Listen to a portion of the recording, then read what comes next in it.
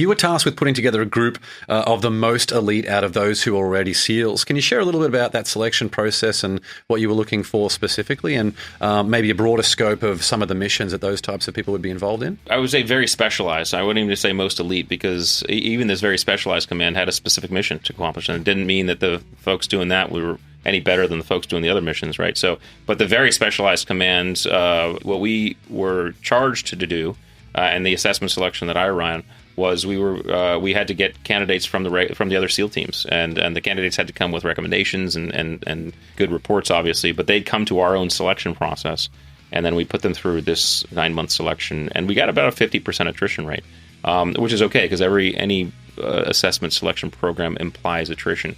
What was not okay is that we weren't effectively describing why guys were attriting. We were saying stupid stuff like, well, they couldn't shoot very well, or they couldn't do this very well. And that was just not sitting well with them. It wasn't sitting well with us. Our leadership started saying, and even the outside leadership said, hey, what's going on there? And if we couldn't give them any more than, well, they couldn't cut it, then, so it wasn't a good place to be. So when I took over, I was kind of tasked with, hey, Rich, can you start articulating this a little bit better? And so, first of all, we want to sustain the morale for the person, to go back and say, hey, listen, you're a good SEAL, right? There's nothing, you have a lot to give. You just didn't have a couple of the things that it took to do this specialized mission.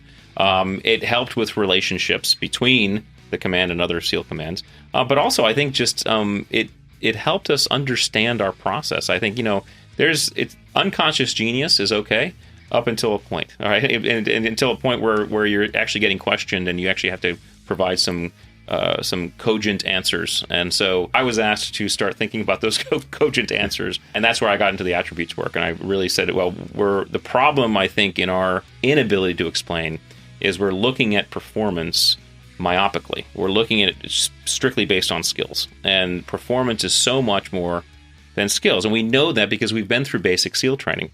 I mean, the kid of the pool is a perfect example. But another example, I'd been doing this work, when I embarked upon this work, I'd been a SEAL for 10, 11 years by then.